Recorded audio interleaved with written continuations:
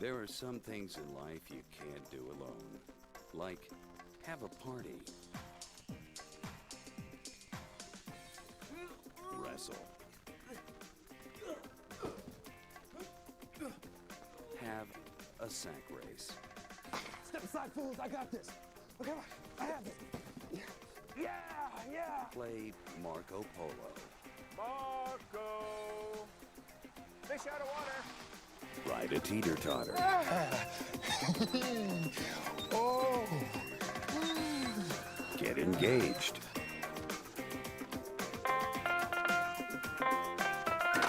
Will you marry me? Yes! Move a heavy, awkward piece of furniture. Fingers. Too slow. Or water ski.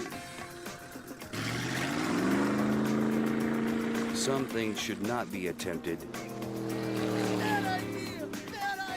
without the help of others. Your spiritual journey is one of them. When it comes to that, we're definitely better together.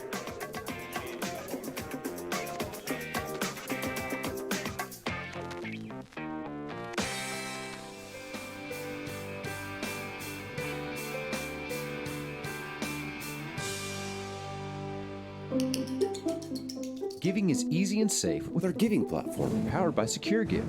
Giving can be done from anywhere with your computer, tablet, or your mobile device. To give, simply go to the church's website, create a new account, or log in with your existing account. Simply select one-time or recurring gift. Select your donation amount, enter your payment info, and then confirm your information. Visit our website and click on the Giving button to learn more. Maybe you're an iOS or Android user. If so, you have an additional opportunity to streamline your giving with the free SecureGive app. Simply search SecureGive in the App Store or Google Play Market. Once downloaded, open the app and search our church name to save as your home organization. Just like with online giving, you can create a new account or use your existing SecureGive account to log in, give, and connect with us. But wait, did you also know there is now a way to participate in generosity in a way that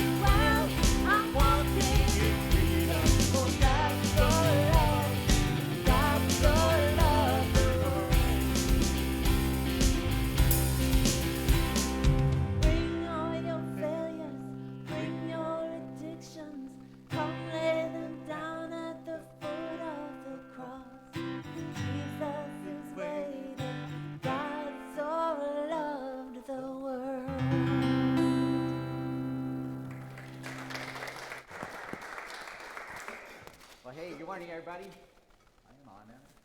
Hey, good morning, and glad you're here. And not sure why I'm not working here. I should have battery. Come on, huh? Is it on up top?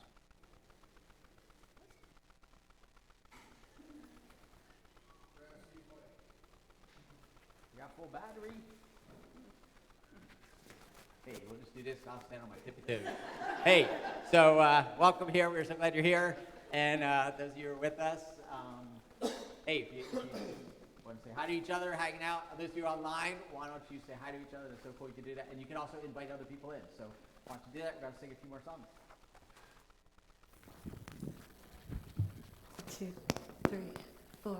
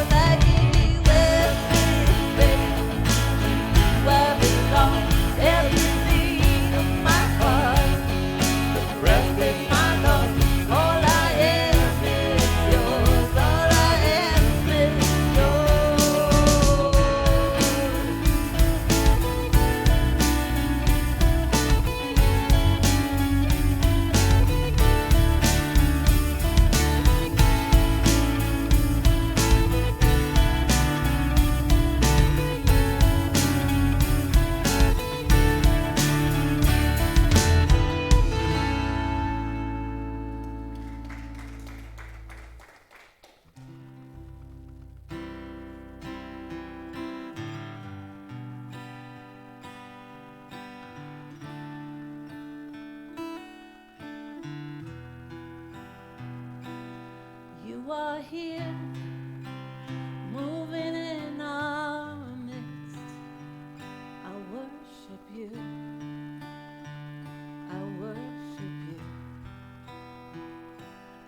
You are here, working in this place. I worship you.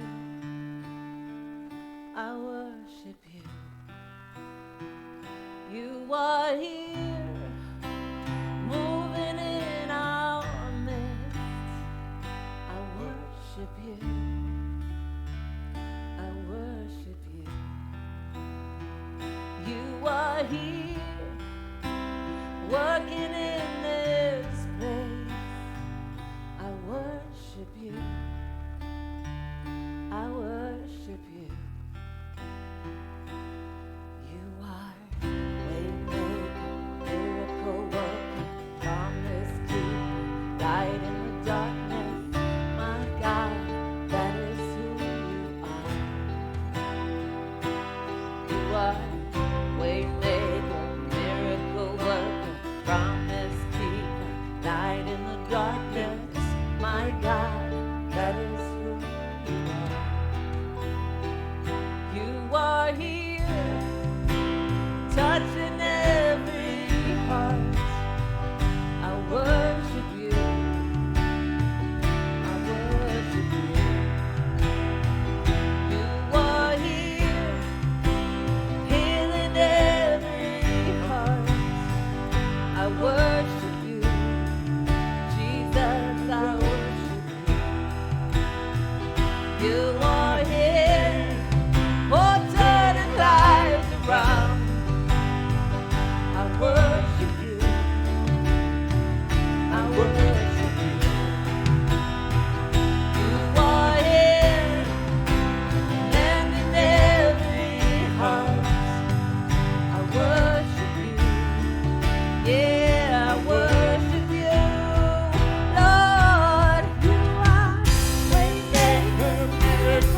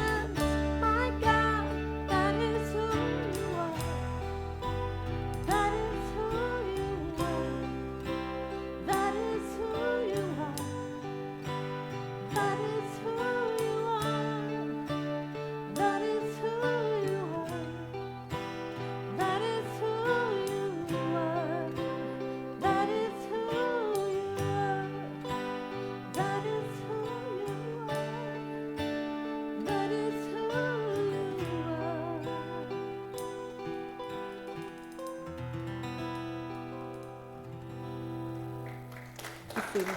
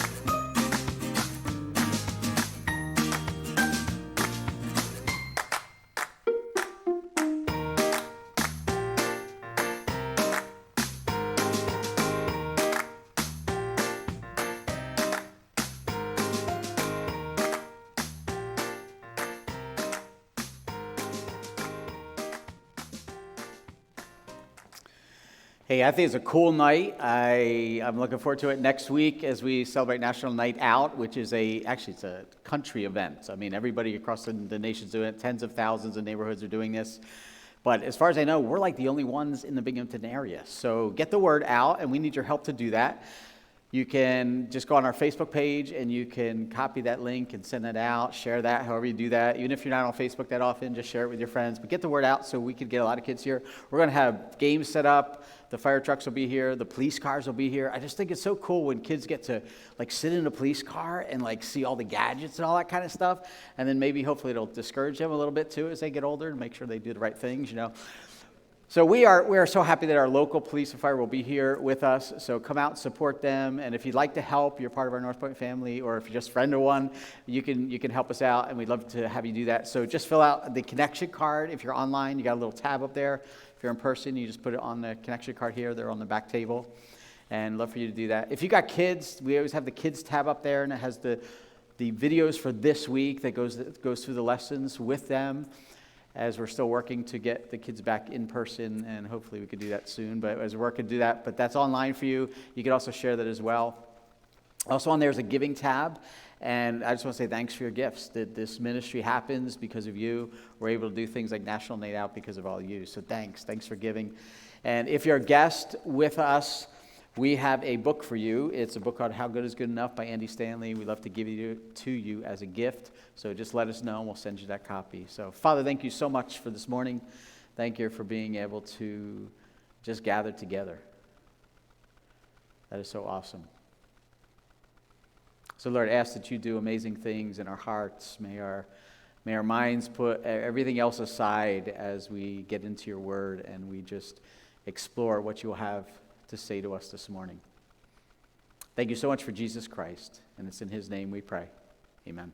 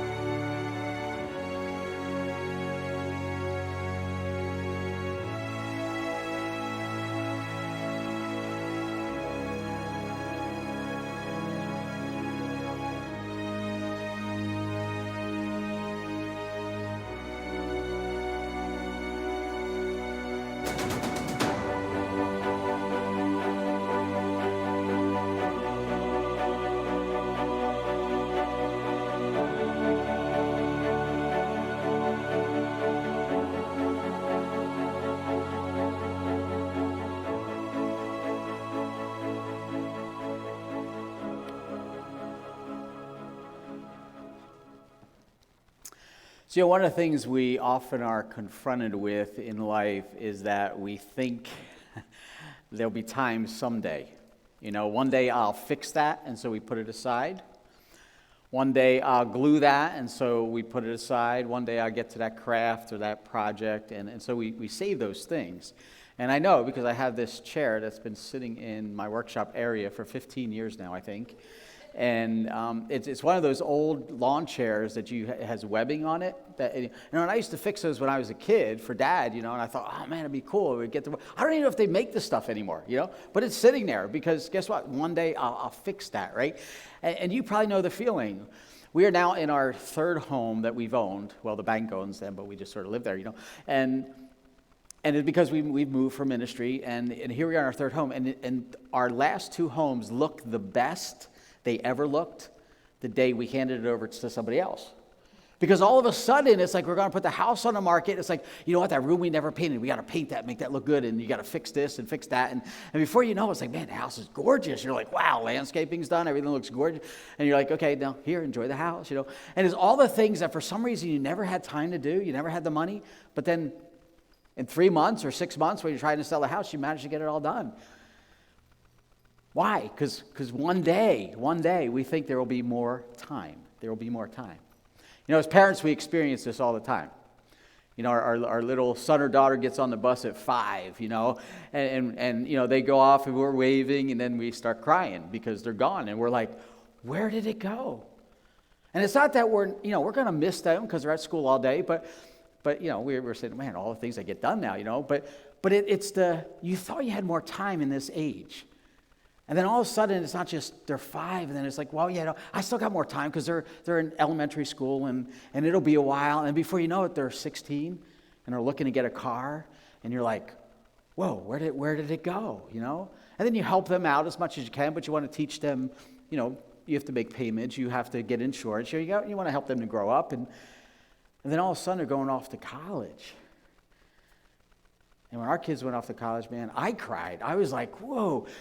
And it's not that you're not going to miss them and all that. That's all part of it. But it's you just thought you had more time to build into their lives, And even when we got married, we got 2 kids that are married now. And same thing. I just, you're excited for them, all that. But it's like you just thought you'd have more time to build into their lives. And it's gone, Before you know it, it just goes. And that's what happens in life. And sometimes when we look at life, we're like, this isn't where I thought I'd be, I thought by the time our kids got to college, we may be able to help them out a little, I thought by this time we'd be, and maybe you do the same thing. You just thought you'd be in a different place. But somewhere we go off course a little bit. We thought we'd go to college one day, or we thought we'd go to grad school one day, and then just never did. We thought we'd change careers, but we're still in the same job, never mind career, We just thought it would be different. We thought we'd have more money. We thought maybe relationships would be better. And, we could all look back at regrets, and, and we do that, and we shouldn't dwell on that too long, but sometimes, it gets really bad, And some people, that's why they have what they call the deathbed confessions, right? And you've heard some of those. Maybe you've experienced some. Where somebody's like, they're literally on their deathbed, and all of a sudden they're like, I got to make this right, Like Christian Sperling. I don't know if you know that name, but do you remember that photograph that came out? This came out years ago. It was a picture of a lake, and in that lake was this like shadowy image, and it became known as the Loch Ness Monster. And so the conspiracy thought, came out, and it was like, there's a Loch Ness Monster, and this photograph is proof. Well, Christian Sperling in 1994 on his deathbed said, it was a fake. I made it a fake, and it wasn't real. Or Naaman Diller. He recently got married and got sick, and he's on his deathbed, and he tells his wife, he says, by the way, in 1983, I pulled off a heist of the Jerusalem Museum, and all the things that I stole are, and he told her the location of where all these things are stolen, including a Marie Antoinette pocket watch valued at $30 million. His wife was happy. No. She gave it all in. But it's just, it's amazing. People at that last moment are like, I got to make this right. I got to make this right. Or Julian Altman, violinist. And he played with the National Symphony Orchestra. He played for presidents. And on his deathbed, he confesses that the Stradivarius he's been playing was stolen. He stole it. How does that happen? You know, it's just a little decision, a little thing happens, and a little before we get off course, you know. I don't think some 6-year-old wakes up and says, you know what, I'm going to be a bank robber someday. I just think that'd be a cool career, you know. And he just starts watching YouTube videos, you know, how to become a bank robber. It doesn't happen. You make a little decision, and we don't think our story will go that way, but it ends up going that way. Just a little off course. You know, when NASA shoots a rocket into space, and now everybody's getting into the game, but when NASA does it, you know, it's very precise where they target the rocket. And did you know if they're shooting for the moon, okay, and they navigate where it's going, right? If it gets off just 1 degree, by the time it gets 1 mile in the air, which is like nothing, okay, it's already 92 feet off course. Just 1 mile in the air. 1 degree, that much of a difference. Now, you might be saying, hey, they got a lot of space up there, great, you know, a lot of time for course correction, but if it stays just at 1 degree, by the time they reach the distance of the moon, it's 4,169 miles off course. No moonwalk today, you know? I mean, they're like way off course, right? Now, if instead of shooting for the moon, they shot for the nearest star, but got 1 degree, just 1 degree off course, by the time they reach the distance of that star, the closest star to us, they would be 441 billion miles off course. Wow. You see, small decisions that we think have little or no impact slowly take us off track, and over time, they make a big impact. I started reading a book called The Compound Effect just recently, and the foreword was written by Anthony Robbins, and I want to share what he wrote in there, because I thought it was, wow, this is a great way to start a book, you know. He said this, he said, little everyday decisions will either take you to the life you desire or to disaster by default. In fact, it's the little decisions that shape our lives. Stray off course by just 2 millimeters, and your trajectory changes. What seems like a tiny, inconsequential decision then can become a mammoth miscalculation now. From what to eat and where you work, the people you spend your time with, to how you spend your afternoon, every choice shapes how you live today, but more important, how you live the rest of your life. You know, we don't plan for it. We didn't plan to get in debt where we are. We just made some choices. We didn't plan to gain 5 pounds or 50 pounds, but we just made some choices. Besides, chocolate tastes great. You know, I love chocolate. We didn't plan to lose touch because we were really close, but somehow we made choices. We didn't plan not to have really close friends. We just made some choices. We didn't plan to have that part of the family not too close to us anymore. We just made some choices. And you can fill in the blank. We didn't plan it, but it is. We don't think that this will be my life story, but it is, and this is where we are. Welcome back to Storyline. We are wrapping up a series. Next week we're going to wrap it up finally as we're going to move into the New Testament a little bit with a couple more stories. But we've been looking at real people, real events, where things were not going well. Now, sometimes it's because they made a decision that was not good. Other times, like in the event of David's life, is just he was in a bad situation because life was just bad. I mean, it was just not treating him well. And they're in this spot where they have a choice because of where they are. And how they respond changes how the course of their and direction of their life will go.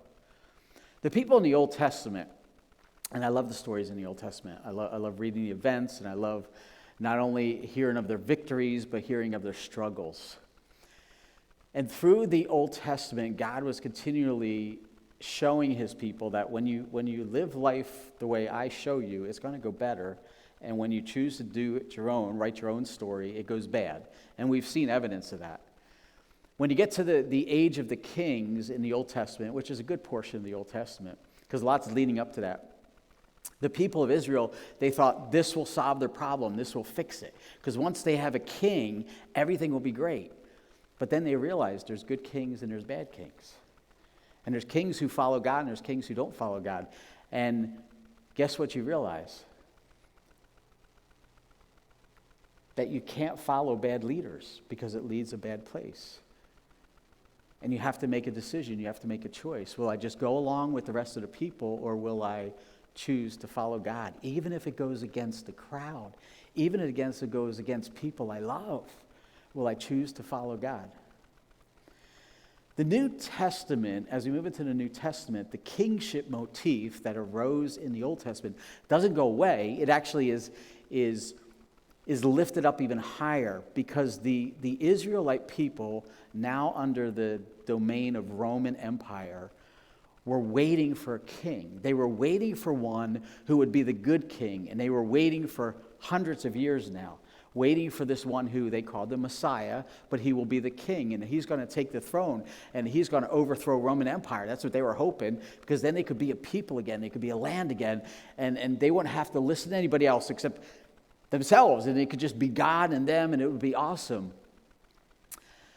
Towards the end of Jesus' life, Jesus runs into two men, and they're not the best characters, okay, and very questionable character. But in this event, the two lives of these men living separate lives who end up together, and Jesus' life, their storylines intersect. Luke records it like this. He says, 2 other men, both criminals, were also led away out with him to be executed. So Jesus is going to the cross. He's on the way to the cross. And he's not alone. There's these 2 other guys. This literally fulfills a prophecy hundreds of years ago by Isaiah that said he will be numbered among the transgressors. He's just going to be another criminal, is how he'll be viewed. Most likely these guys were political zealots. Matthew calls them robbers. So obviously they stole something. That's what they were accused of. When they came to the place, Luke records, he said, when they came to the place called the Skull, they crucified him there, along with the criminals, one on his right side and the other on his left. Literally, Jesus is placed between the middle of the two. Now, the word skull in Aramaic is Golgotha. So you might have heard that, or maybe your scriptures as you read through it say, they came to Golgotha. That's the skull, place of the skull. In Latin, it's Calvaria. And so later on, it became Calvary, probably out of the Roman Catholic Church, who used the Latin language. And maybe you're familiar with that, the road to Calvary and stuff like that. But this is the place, this is the cross. And when they bring them to this place of crucifixion, what they would do then is they would strip them. I mean, it was a very embarrassing whole thing, the whole crucifixion. They would flog them because they're setting up their bodies to die. They want them to be as in bad shape as they can, so when they put them on the cross, they don't last long, And usually they bleed out, they can't breathe. Jesus had already experienced so much that by the time he got to the point where he's carrying his cross, they thought he was going to die before he got there, so they had somebody else carry it for him because he was already so weakened from everything that had happened to him. And then they nail them to the beam, and it's, the cross is not the traditional where he's carrying a whole cross through the streets. They would carry a beam, and they probably put it over their shoulders, and they're carrying this huge beam. When they get to that place, they then nail their hands into that beam. Sometimes they would tie their hands into that beam. And then they would, over their head, they would put a sign that accuses them of the crime they've committed. So these 2 robbers would have had thief or robber above their heads, most likely. And then they would raise that bar with them nailed to it, and they would put it up on a vertical bar, and then that became the cross, and they would hang there. It was not some high, way up in the sky kind of thing. They were literally there right in front of you. They were not that far off the ground. And people walk by, and they see this. Jesus' response to them crucifying them, doing them to him, this is what he says. And Luke records this. He says, Father, forgive them, for they don't know what they're doing. Wow, that would probably not be what's on my thought, right? I mean, they literally just nailed you to a cross, and he's like, but they don't understand, man. If they only understood, And he watches then as the soldiers, they divide his garments, they're casting lots, because it's just another day in a soldier's lives. That's their story. That's how their life goes.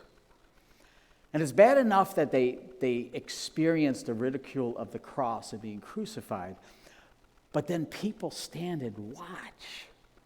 I mean, I can't imagine that. Like, people literally want to go and see violence like that.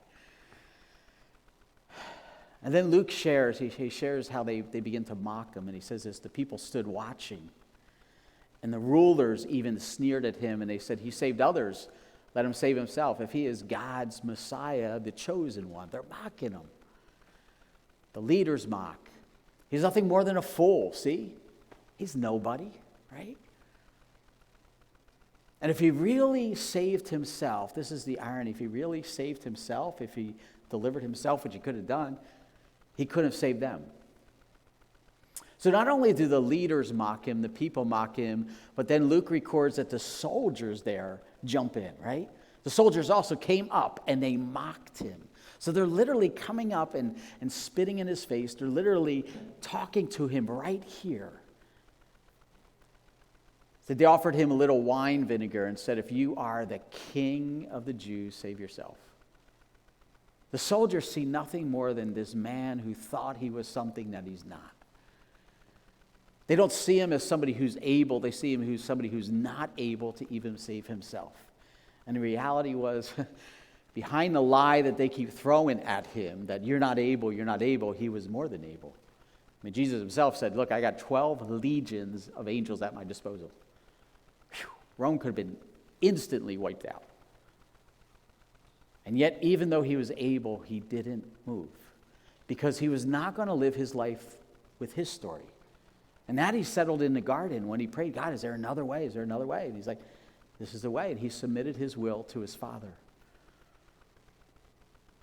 And they lived in their unbelief. The people, the crowds, the Roman soldiers, thinking that, if he just came off the cross, that would do it. I mean, I'll believe if he comes off the cross. But yet even 3 days later, when Jesus rose from the dead, they still didn't believe.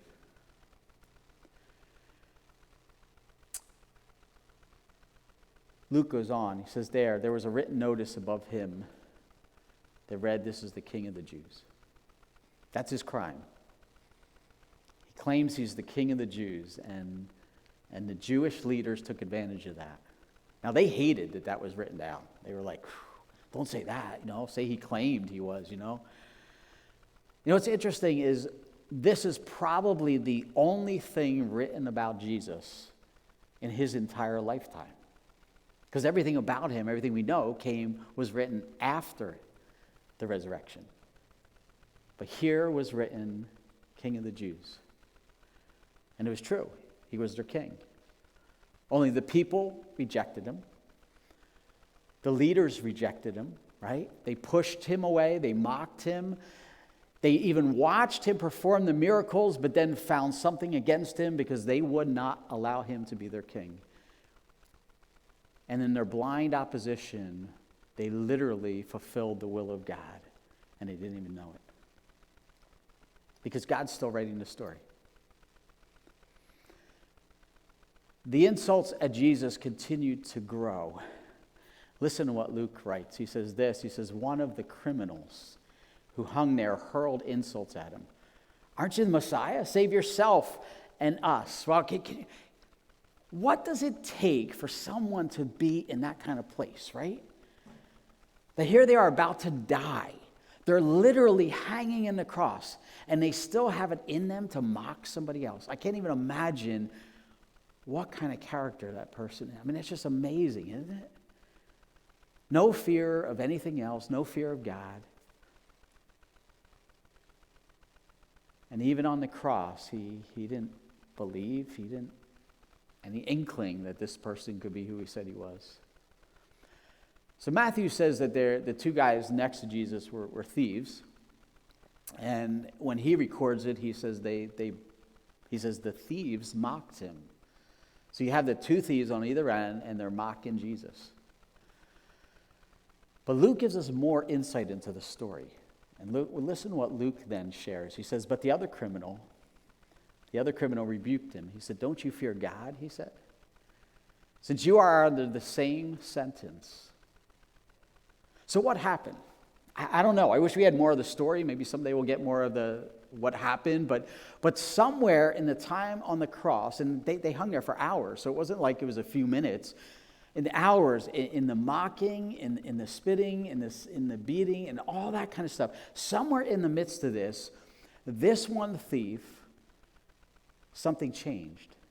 And God began to work in his heart. Maybe it was when Jesus said, forgive them. Maybe it was at that moment. Maybe it was in some of the conversations that John records about how he's talking to his mom and how he's talking to John at the cross. Maybe it's somewhere in there that all of a sudden, the one thief is like, oh my goodness, like, who is this person? And he's listening to these conversations that are going on probably for, some time as they who knows what was there, because we don't have all that recorded, And he even questions the other criminal. He's like, aren't you concerned? Like, don't you realize you have to give an account? And then he goes on. He says, we are punished justly, for we are getting what our deeds deserve. He had come to a place in his life where he realized, you know what? What I did was wrong, and I'm suffering the consequences. We broke the authority over us. The Roman authority had rules, and we broke them, whatever they were, and we're getting punished.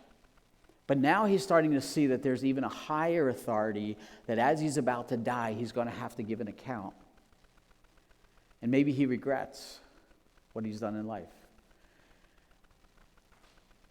And maybe he's thinking, this is not how I thought my life would go, I didn't think, but now he's thinking, that one decision, and it led me to here. Maybe he thought there'd be more time. There'd be more time, And we all think that, right? There'll be more time. I think that, We don't think that today could be the end. We just think we got more time, There'll always be more time, Most of us are planning for what? The day we retire, because then we'll have time. And all of a sudden, it's like, man, I go out there and I'll have time, and hopefully I'll have some money, and then I'll just enjoy life for a while, It'll be awesome, This hit home to us. Julie and I had been married a few years. We just had our third child, and Julie's dad, he just retired. He retired at 58, and then he was doing consulting work, because that's what happens a lot of times, like you can still work, and do. And he went into he went to get a routine procedure done, literally routine. They do them all the time, where they go in and they clean out your arteries, and sometimes they put a stent in so your blood's flowing better, and they do them all the time, all the time. And then we got the call. And it's like, how things get frozen in your mind sometimes, and you can just see, and I can still see that day when Julie came out of the house. Because I was mowing the lawn, and he's gone. 59 years old. And and it was like, and the doctor said, we heard this later, the doctor said, it was like no matter what we did, no matter what we tried, there was no way we could save him. It was just like there's a bigger force at work. We always think we have more time. We hope we have more time, but we don't know. And this thief is definitely out of time, okay? His life's about over. He's in his last breaths. And he recognizes the fact, listen, he says, we are punished justly for what we are getting, for what our deeds deserve. But this man has done nothing wrong. Now, he's not distancing himself from the other thief, okay? Because he's not justifying his actions. He's not saying, just life was so bad to me, Jesus, and if you only knew what I went through and all that stuff. He's literally admitting his guilt, and he's identifying with the other thief. Look, we've done wrong, but he hasn't. We've made wrong choices, and we veered off course. But in this moment, he decides to change the course of his life. I don't want to live this way anymore. Even if I have one breath of life in me, I've done wrong, and I'm willing to pay for that. But he comes to the defense of Jesus Christ. Can you imagine? He may never ever even met the man. He might even heard stories, but who knows? In the circles he ran, he may not have run into Jesus at all. And now he comes to his defense. Can you imagine? Wow. I mean, that's what he's known. I mean, to be the person who literally comes to the defense of Jesus Christ. And basically what he was saying to Jesus, I don't want to live this way anymore. I'm embarrassed in my life, and I know what I'm getting, I deserve, but I want to make a shift. And then he says to Jesus this, and it's amazing. He says, Jesus, remember me when you come into your kingdom. Just remember me. Now this is huge. You know, for the Jewish people, they rejected Jesus. They did. I mean, they saw the miracles and everything, but when the leaders started pushing them, when some of the crowds and some of their friends started pushing over the other edge and said, you know, we're going to crucify him, because just say crucify him. And they all went along, and the crowds yelled and cheered, crucify him, we don't want him, get rid of him, right? And they went right along with him. The Roman soldiers jumped right in. The Jewish leaders rejected. They saw the miracles. They saw them right in front of them. They tried to discredit him. They tried to do anything they could to not make him their king, and basically said to him, we will not let you be our king. They plotted to kill him. And even the miracles he did, like Lazarus, bringing him back from the dead, they plotted to get rid of Lazarus too. They wanted no evidence that would ever point to this man being the king. But a thief whose life was about to end, who has many regrets, looks over at Jesus, probably the best he could, and says, basically, I believe who you are, and I want you to be my king. So remember me when you come into the kingdom. And the thief who stole was stolen from as Jesus captures his heart. You know, very few of us are ever going to get that last moment that we know about. I mean, some people do, and they get to life and they know it's coming, and I can't imagine what that's like. And some of us may get to experience that. But very few of us get to experience that. Get to have some time to make things right with other people, to make things right with God. For most of us, it comes unexpected. It comes when we thought we'd have a little bit more time. And we thought the little choices we were making would be okay. And yet we're in a different place.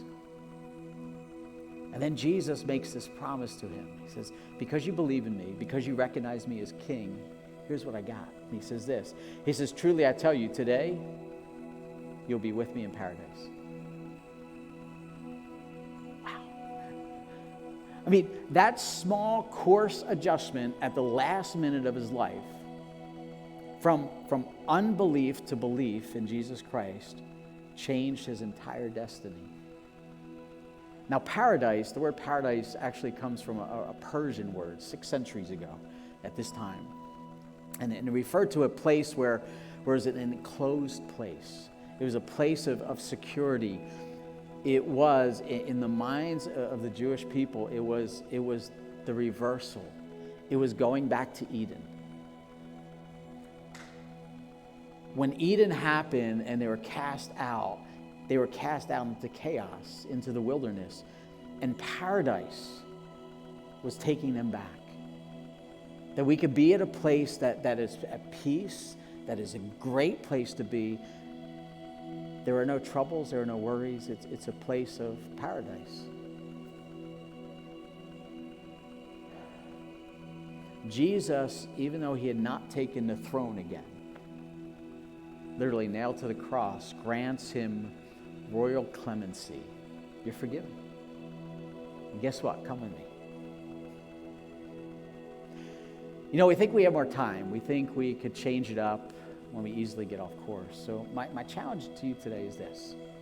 What's your 1% course adjustment? 1%. I mean, 1% takes us off our course. It does. And it changes the way our story goes. And we think there'll be time to work it out. There'll be time, hey, someday I'll fix this and someday I'll fix this. But here's the neat thing about a small course adjustment. Just that small course adjustment can take us so off course. A small course adjustment in the right direction can take us so much into the right place. We can't change everything, you know. But there are some things that we could change, and it's just a small course direction. Maybe it's time. Maybe it's something you got to put in your calendar to say, you know what, I want to make time for this, and it's now in my calendar. And so if somebody asks, do I have plans? It's like, yeah, I got plans. This is in my calendar. And I can't do that. I'm sorry, because this is what I want to make a priority. Maybe it's something with our health. You know, I want to take better care of who I am. I want to eat better. I want to eat the right stuff. I want to exercise. I made course direction in the wrong direction for a long time. Now I want to change course and I want it to be better. Maybe it's financially. Maybe it's in a job. Maybe it's in a relationship. Maybe it's spiritual. You know, you never thought that you would get to a place where you hadn't opened up the scriptures for months. Never thought it'd happen. You know, I used to be in the habit. You know, I used to read it every day. But a little course direction. You know, hey, I just read it Monday, Wednesday, and Friday, and then I'll just read it on Mondays, and then, man, I haven't opened that book in a long time, and it's a little course adjustment. You know what? I'm just going to spend 10 minutes in the morning. It's 10 minutes. Small, but over time. Maybe it's more time in prayer. Or maybe it's serving God in His kingdom to say, you know what? Man, I used to serve just for me, just what I got out of it. And now, God, I make a small course adjustment so that I take responsibility for your kingdom. And I especially take responsibility for the mission, that you bring people around me.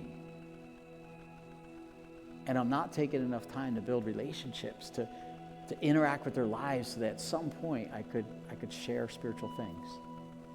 So I'm going to make a course adjustment. I need to find more people. I need to friend more people.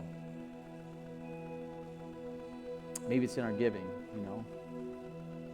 Spend a lot of time making sure we have enough for retirement, but a lot of times we don't think about the second retirement, the one that lasts forever, not just the one that's going to last for 10, 15, or 20, or maybe no years. Now, here's the thing, and this is what I love about, you know, we could change at any moment. Any moment. We can make a slight adjustment, and it could change our world.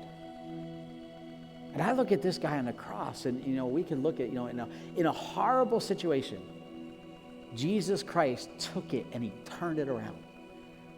Isn't that amazing? This guy had everything to lose. He was losing everything. And Jesus, in that last moment, was able to turn this guy's life around. And one day, if you've given your life to Christ, we're going to get to meet this guy. That's cool. 1 degree. What's your course adjustment that you need to make? Now let's give it to God. Father, thank you so much for these two guys on the cross.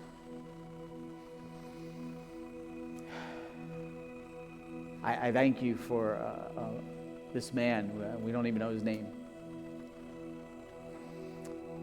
that must have been an inspiration and encouragement to you in your last moments.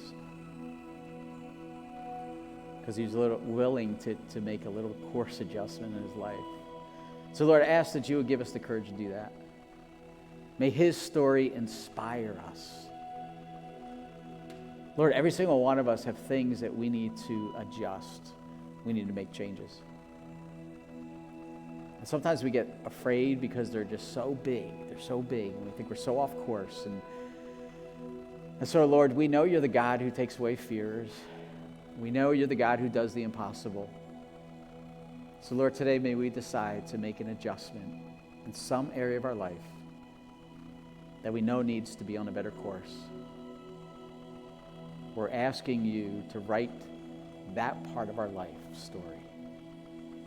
Lord, hopefully we'll give you more, but for now, will you just rewrite this part of our life so that we will be in a different place, a better place, with you and with the people around us that we love. Lord, thank you so much for Jesus Christ. We pray through his name. Amen.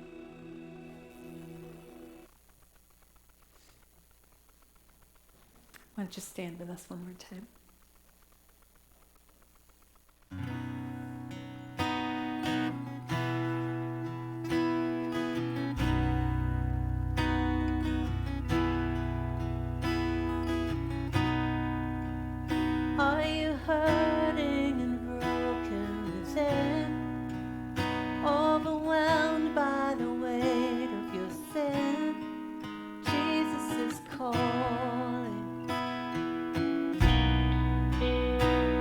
you come to the end of yourself? Do you thirst for a drink from the well? Jesus is calling.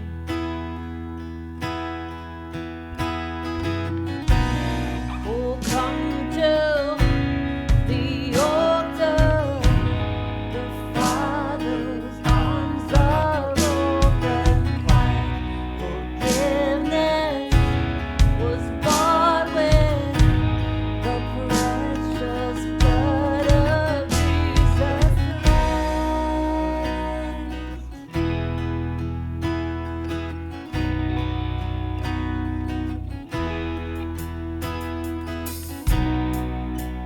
Leave behind your regrets and mistakes. Come today, there's no reason to wait. Jesus is calling. Bring your sorrows and trade them for joy. From the ashes, a new life is born.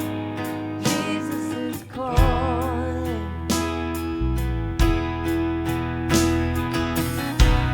Oh, come to the altar. The Father's arms are open wide.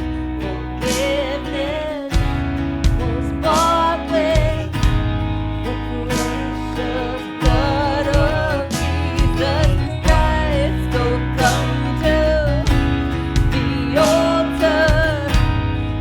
Father's arms are open wide.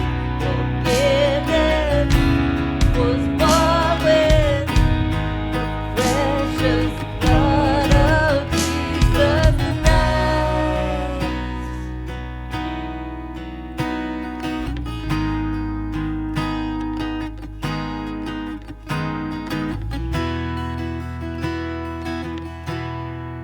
Oh, what a Savior!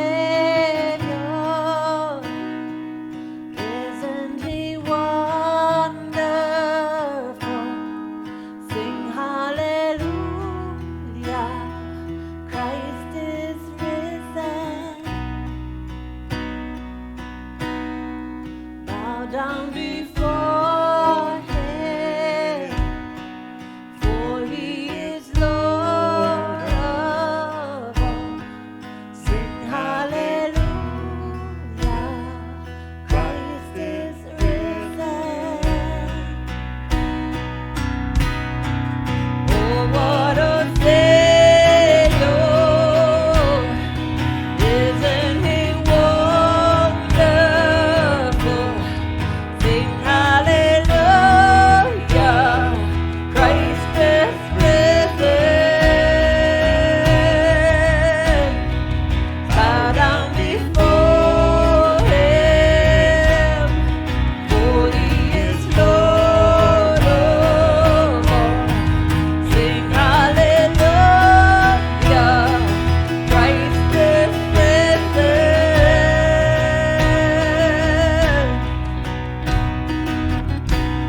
Oh, come to the altar. The Father's arms are open wide. Forgiveness was bought with the precious blood of Jesus Christ. So come to the altar. The Father's arms are open wide. Forgiveness was bought with the precious blood of Jesus Christ.